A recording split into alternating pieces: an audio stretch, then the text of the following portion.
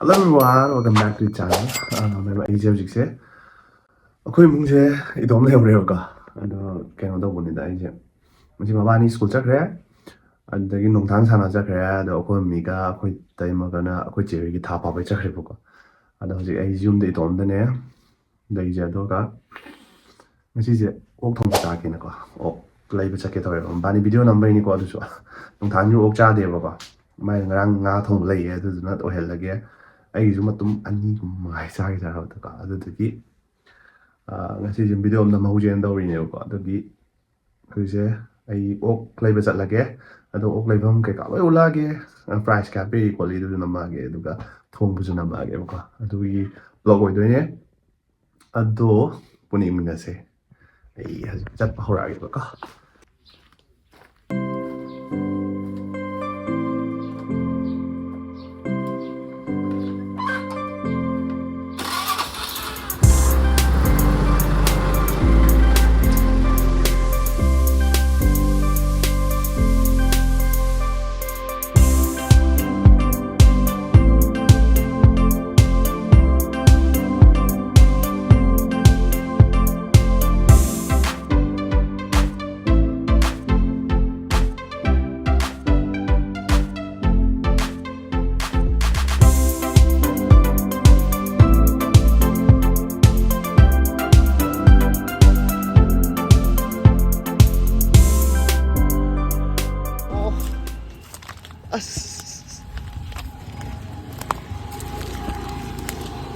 ꯁꯤ ꯑꯉꯥꯡꯁꯤꯡ ꯑꯣꯏꯗꯤ ꯍꯔꯥꯎꯗ꯭ꯔꯅꯤꯁꯦ ꯊꯣꯏꯒꯁꯨ ꯊꯥꯔꯤꯅꯦ ꯁꯦ ꯁꯤꯗ ꯄꯥꯏꯔꯛꯑꯦꯕ ꯁꯤ ꯅꯪꯒꯤ ꯑꯣꯏꯖꯔꯣꯁꯦ ꯑꯣꯀꯦ ꯑꯁ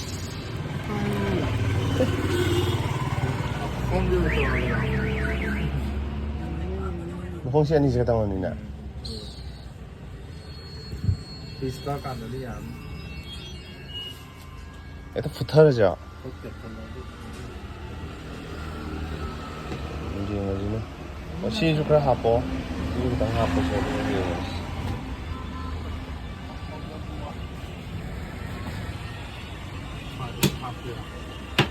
ꯃꯇꯣꯡ ꯍꯥꯞꯀꯦꯔꯣ ꯈꯔ ꯃꯇꯣꯡ ꯑꯣꯏꯅ ꯍꯥꯞꯄꯣꯅꯦ ꯃꯈꯣꯡꯅ ꯀꯌꯥꯅꯣ ꯃꯀꯣꯛꯇꯣ ꯃꯥ ꯑꯩ ꯑꯝꯇ ꯌꯦꯡꯈꯤꯒꯦ ꯐꯖꯅ ꯊꯣꯡꯕ ꯅꯠꯇ꯭ꯔꯗꯤ ꯆꯥꯎ ꯌꯥꯔꯣꯏꯌꯦ ꯑꯩꯁꯨ ꯑꯃꯨꯛ ꯊꯣꯡꯗ꯭ꯔꯤꯕ ꯃꯈꯥꯗ ꯃꯈꯥꯏ ꯑꯃ ꯇꯧꯔꯒꯦꯀꯣ ꯍꯣꯏ ꯇꯧꯔꯦ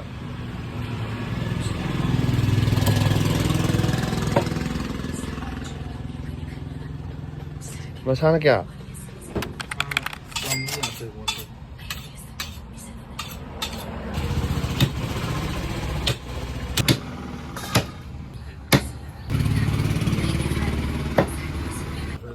ꯍꯧꯖꯤꯛ ꯂꯩꯕ ꯂꯣꯏꯔꯦ ꯑꯗꯨꯗꯤ ꯌꯨꯝꯗ ꯑꯃꯨꯛ ꯆꯪꯁꯤꯜꯂꯁꯦ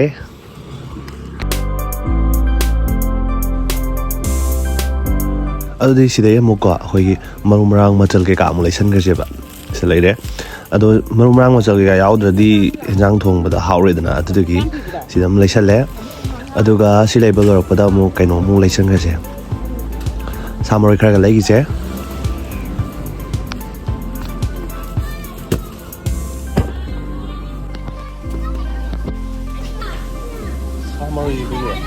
ꯁꯥ ꯃꯔꯣꯏꯁꯦ ꯀꯌꯥꯅꯣ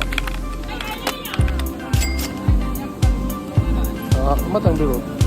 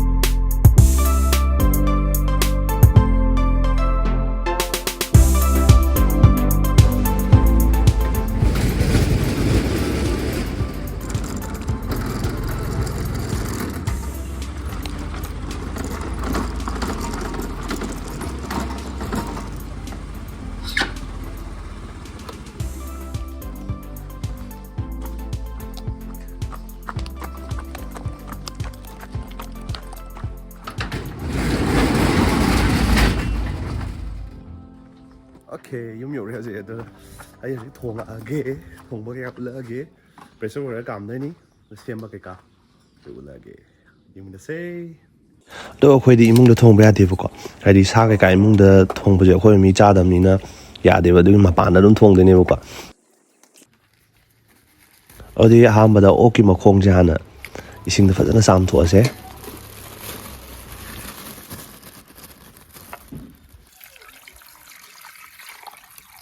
ꯉꯁꯥꯏ ꯂꯩꯔꯛꯈꯤꯕ ꯁꯥ ꯃꯔꯣꯏꯗꯨꯅꯦ ꯁꯤꯃꯨꯛ ꯆꯥꯝꯊꯣꯛꯑꯁꯦ ꯑꯗꯣ ꯈꯥꯃꯦꯟ ꯑꯁꯤꯟꯕ 3 ꯑꯃꯃꯨꯛ ꯍꯥꯞꯆꯤꯜꯂꯁꯦ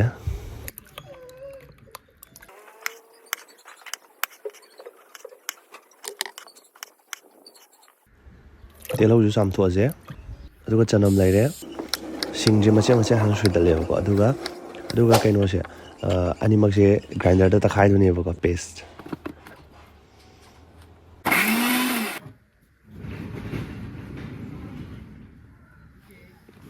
ꯃꯣꯏ ꯂꯥꯛꯑꯦ ꯍꯧꯖꯤꯛ ꯑꯩꯒꯤ ꯍꯦꯜꯞ ꯇꯧꯅꯕ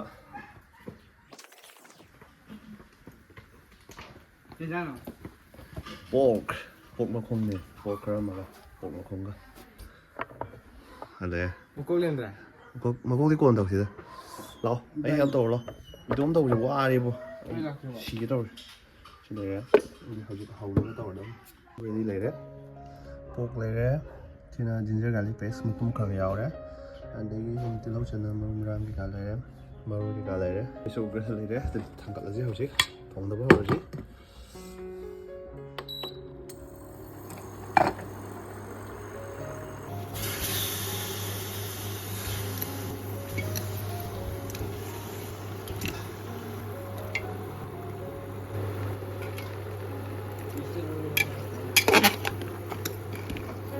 ꯑꯂꯨ ꯈꯤꯇꯪ ꯑꯃꯁꯨ ꯍꯥꯞꯆꯤꯟꯖꯦꯕꯀꯣ ꯃꯄꯣꯟ ꯑꯗꯨꯝ ꯑꯣꯏꯅꯕ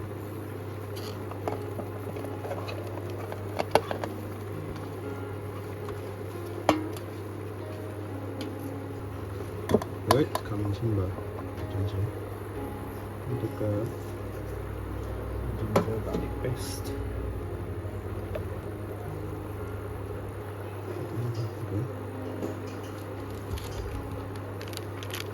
Minced powder.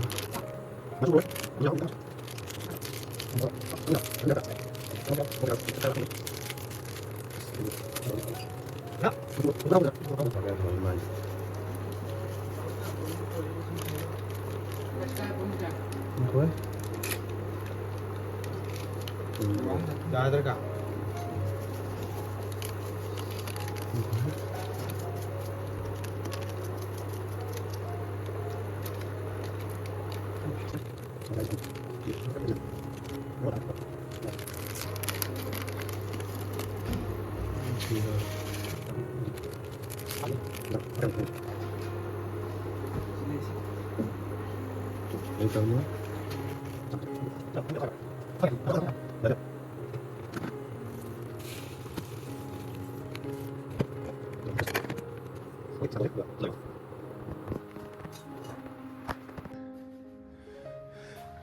Nó kỹ chạm rồi.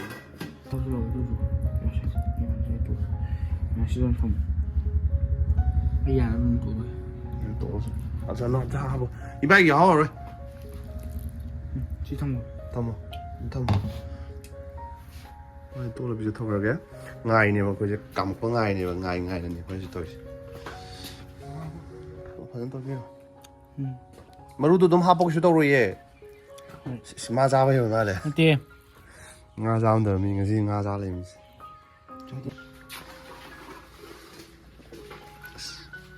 mana thì tôi có gì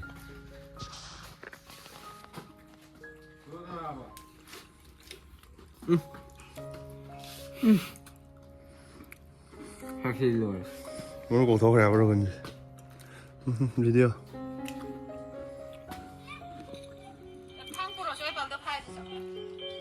cái lúc không cũng tôi xong khai cái gì khá ô hay đúng không bây giờ thì sẽ còn đâu sẽ tới là phu mà này hay có đâu khuy bay là khuy bay cho mà mỗi ký cái này tàu đi vậy chứ cái nào phu muốn mỗi ký practice sau đó gì slash hi hello ma'am đó em mà khuy cái này tàu lên nhập của ꯀꯩꯅꯣ ꯑꯩꯈꯣꯏ ꯇꯧꯔꯛꯑꯁꯦ ꯂꯥꯏ ꯈꯨꯠꯂꯥꯏꯅꯦ ꯁꯤ ꯑꯩꯈꯣꯏꯒꯤ ꯆꯪꯁꯤꯟꯐꯝꯒꯤ ꯀꯩꯅꯣ ꯁꯤꯁꯦ ꯑꯩꯈꯣꯏꯅ ꯅꯍꯥꯟꯕ ꯀꯅꯥꯅ ꯈꯪꯗꯦꯕ ꯊꯥꯡꯁꯦ ꯀꯩꯅꯣ ꯍꯪꯅꯕꯅꯦꯕ ꯑꯩꯈꯣꯏ ꯍꯪꯕꯅꯦꯕꯀꯣ ꯃꯤ ꯃꯣꯏꯒꯤ ꯅꯠꯇꯦ ꯈꯣꯠꯇꯦ ꯑꯗꯨꯝ ꯍꯥꯏꯔꯛꯄ ꯍꯥꯏꯇꯥꯔꯦ ꯁꯤꯁꯦ ꯉꯥ ꯁꯦꯝꯕꯗ ꯇꯧꯕꯅꯦ ꯑꯗꯣ ꯑꯩꯈꯣꯏꯗ ꯑꯗꯨꯝ ꯂꯩ ꯂꯩꯔꯦ ꯑꯗꯨ ꯃꯌꯥꯝ ꯁꯤ ꯈꯨꯇꯧꯗꯤꯗꯣ ꯁ꯭ꯀꯦꯜꯅ ꯃꯥꯜꯂꯦ ꯁꯥꯏꯁꯦ ꯑꯩꯈꯣꯏ ꯌꯧꯔꯦꯕꯀꯣ ꯑꯗꯩ ꯂꯥꯛꯖꯅ ꯁꯤꯁꯦ ꯑꯩꯈꯣꯏ ꯉꯔꯥꯡ ꯁꯝꯄꯣꯛ ꯈꯣꯏꯕꯅꯦꯕ ꯀꯩꯅꯣ ꯁꯤꯁꯦ ꯀꯩꯅꯣꯁꯤ ꯀꯣꯕꯤ ꯃꯔꯨ ꯀꯥꯕꯤ ꯍꯥꯏꯇꯥꯔꯦ ꯐꯔꯃꯦ ꯑꯗꯣ ꯀꯃꯅꯣ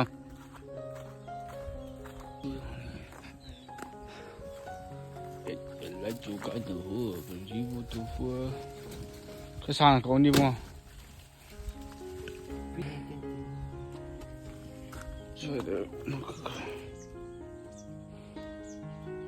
ꯊꯥꯡ ꯌꯥꯝ ꯅꯨꯡꯉꯥꯏꯇꯦ ꯁꯤ ꯑꯩ ꯀꯛꯀꯦ ꯀꯣ ꯇꯞꯅ ꯂꯦꯟꯖꯔꯛꯑꯣꯅꯦ ꯑꯗꯨꯒ ꯑꯩꯈꯣꯏꯁꯦ 13 15ꯔꯛ ꯀꯥꯝꯊꯣꯛꯑꯦꯕꯀꯣ ꯑꯗꯨꯒ ꯍꯦꯜꯂꯝꯕꯁꯨ ꯌꯥꯏ ꯃꯁꯤꯡ ꯊꯤꯍꯧꯗ꯭ꯔꯦ ꯑꯗꯨꯝ ꯍꯦꯜꯂꯝꯗꯧ ꯃꯥꯜꯂꯦ ꯃꯨꯊꯠꯂꯦ ꯃꯨꯊꯠꯂꯒ ꯀꯥꯝꯊꯣꯛꯍꯜꯂꯒꯦ ꯑꯗꯨꯒ ꯃꯑꯣꯡꯁꯦ ꯀꯃꯥꯏꯅ ꯂꯩꯔꯝꯒꯦ ꯌꯦꯡꯁꯤ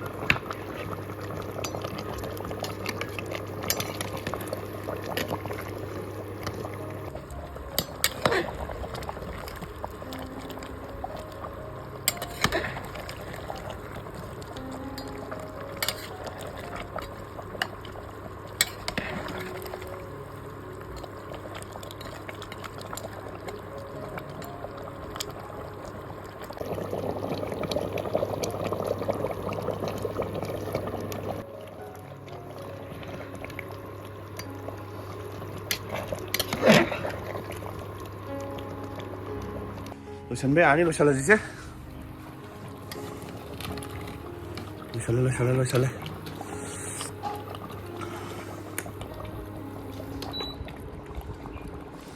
ꯆꯥꯛ ꯊꯤꯔꯤ ꯀꯟꯅ ꯃꯤ ꯑꯃꯐꯥꯎ ꯂꯩꯇꯕꯤꯅꯤ ꯉꯁꯤꯗꯤ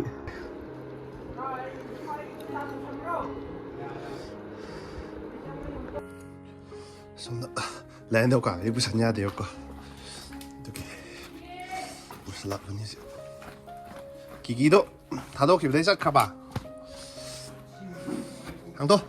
ꯊꯣꯡꯗꯣ ꯃꯣꯁꯝꯕꯤꯀꯥ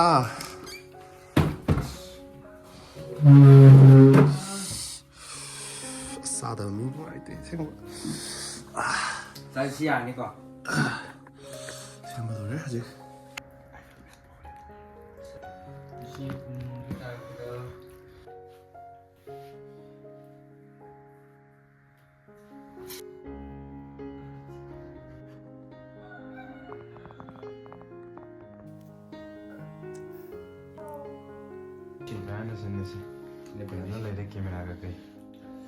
ꯍꯧꯔꯝꯃꯒꯦ ꯍꯥꯟꯅ ꯆꯥꯍꯧꯔꯣ ꯁꯤꯁꯦ ꯃꯌꯥꯝꯅ ꯀꯩꯅꯣ ꯇꯧꯕ ꯍꯥꯏꯕꯗꯣ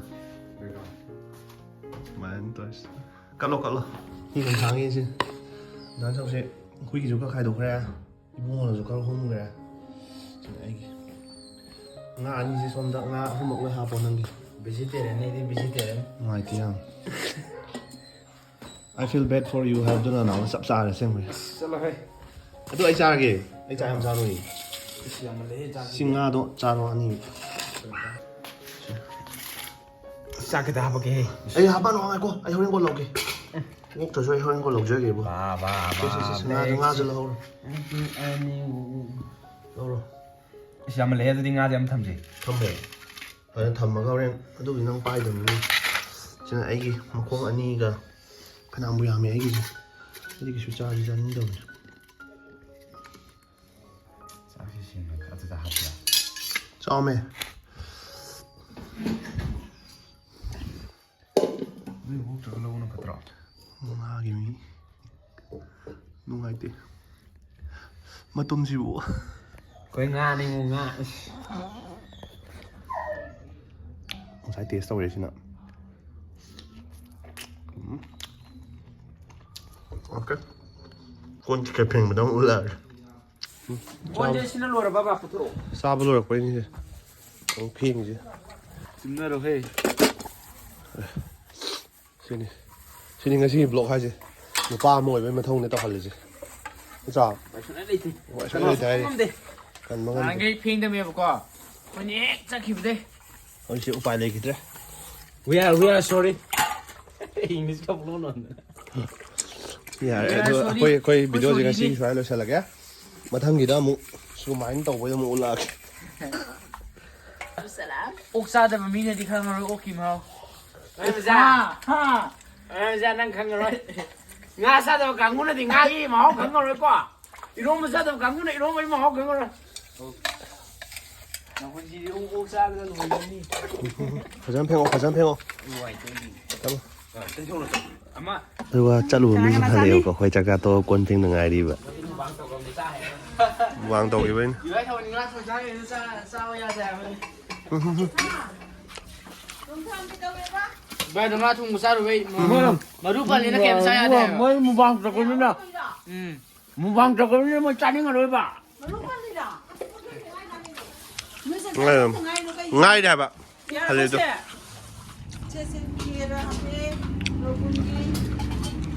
내 보이라 mới đi mua vàng trộm ra nào lên 안 되기? 내가 통. 예, 삐로는. nga thong cái gì nè số bên nga thong cái gì